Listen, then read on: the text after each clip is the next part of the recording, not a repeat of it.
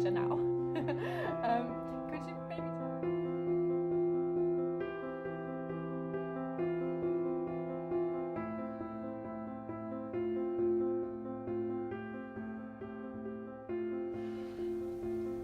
On the 4th of December 1998, I had a call from a family member asking me whether I had had a call from somebody else about Jenny.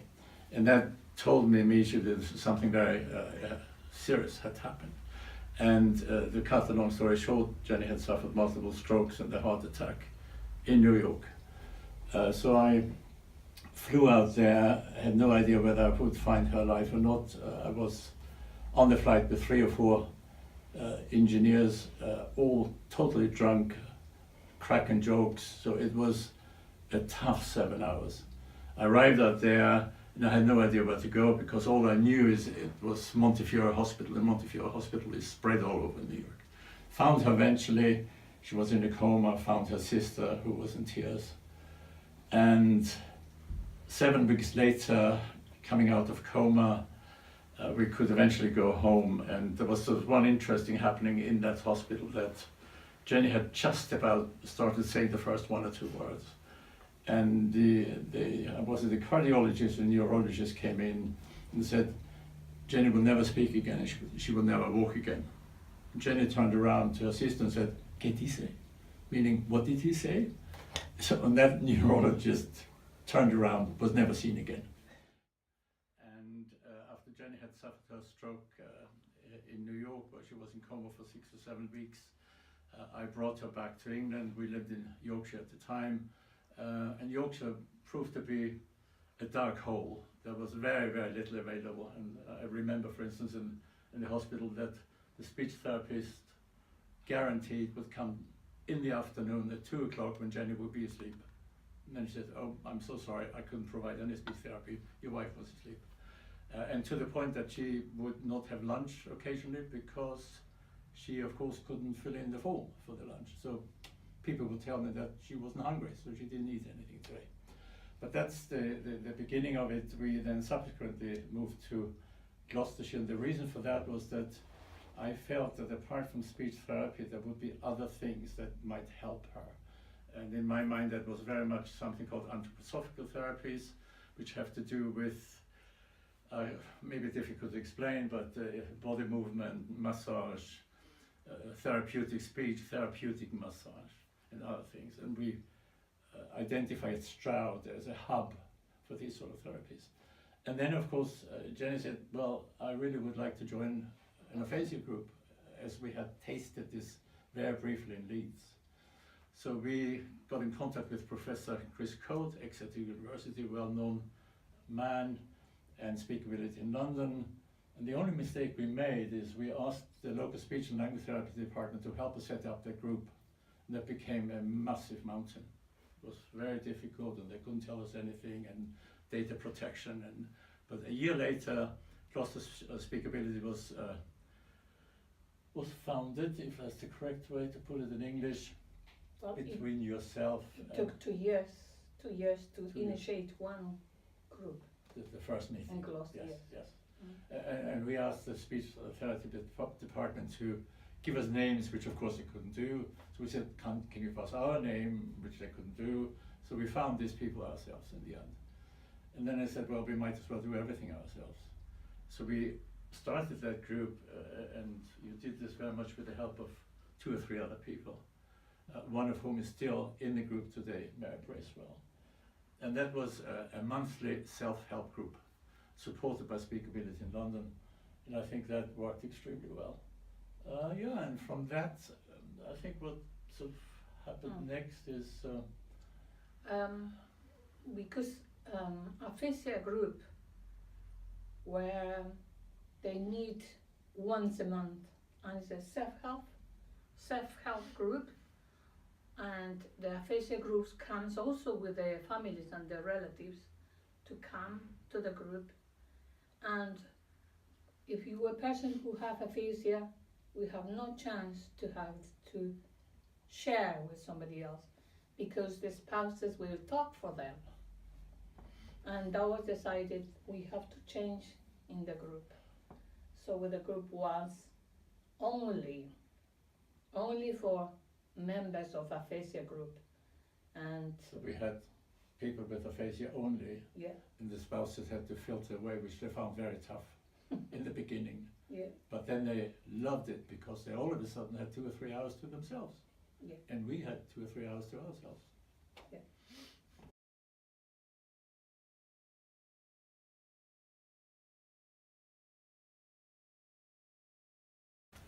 So while we had this support group, we also felt that, well, these other people who have aphasia, how could we reach them?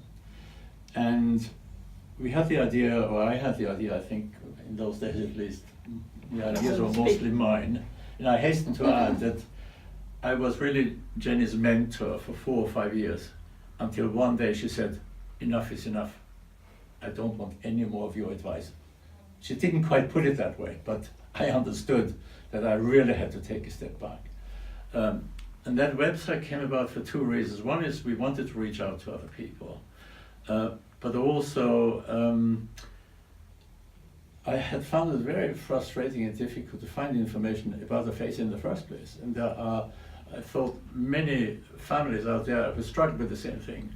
For weeks and weeks of searching, where are the groups, where are the resources, where are the speech therapists, how do I go about this, what is an MRI, and can I have another stroke? So these endless questions. So well, I bring all this together in one single website. And the misfortune was that this website became so popular that we all of a sudden had inquiries from all over the world. And that's not something I had bargained for. So we had emails from left, right, and center. We had a blog on the website, which was incredibly interactive. People posting their comments, and we had sort of about health, about fitness, about this and that. And but we didn't have the technology. We didn't have the manpower. This was a one-man business. It wasn't a business, rather than a hobby, or more than that. And we then got spammed by, what is it called, spammers, whatever. And we had nasty stuff on the blog. And we had to shut it down. We just didn't have the technology, the knowledge, the money to stop that. So the website was there and became successful in its own small way. We then went to a conference in Sheffield. yes. What happened there? Yeah, we wanted to get the other organization to learn what they are doing about the aphasia group. But all the organizations, all these conference, they just speak about aphasia, but they speak everything endless, blah blah blah blah blah, and it's a lot to an aphasic person. They understand, but it's too much in one go. It's not aphasia friendly. No. It's for professionals, for academics, for clinical staff. And that was when we said, why don't we do why don't we do a conference for ourselves, especially for aphasia related from that. I thought it was an idea, but the idea of make realized, when was that, in which year was it? Well, I made a mistake to take up this idea and say, well, that's a fantastic idea, and we had no idea what we got ourselves into. And Professor Chris Coate, who had helped us originally starting the group, encouraged us to do this. So we went back to Stroud, and within 9 months, so the idea was to have a local seminar with groups from Oxford, Stroud, Exeter, Gloucester, Cheltenham. And this, all of a sudden, people got to know about this. And we had inquiries from Glasgow, from Ireland, from all over the place. National. So all of a sudden Initially became it was a national. Yes, it became, we understood that we couldn't really say no to those people. So it turned into a national conference. A 2-day conference in Cirencester with some 80 people. And with absolutely no support and no money whatsoever. All we had at the time was an application with the lottery, whatever it's called. And they, I'm using a not very diplomatic word, messed us around for 3 months because our bank didn't have the appropriate stamp they wanted to see on the application. So eventually there was no money. So we, for instance, had contracted a speech therapist from Bristol to give a talk, which was supposed to cost us £800. So we dropped that. And then we found a doctor at the Bristol Aphasia Research Centre who said, well, I will do this for nothing. I come on my motorbike, I'll bring the laptops. So this conference then brought people together from all over the country, and very ad hoc, no script, and most importantly, it was a conference by people with aphasia, for people with aphasia. But there also were 6 speech therapists there at the time, and we roped them in on the first day and said, can you help us? And they said yes, and that's how it all happened. So that was the conference, and after the conference it became clear that we really needed a more proactive support group. And that's how Aphasia Now weekly support group came to be.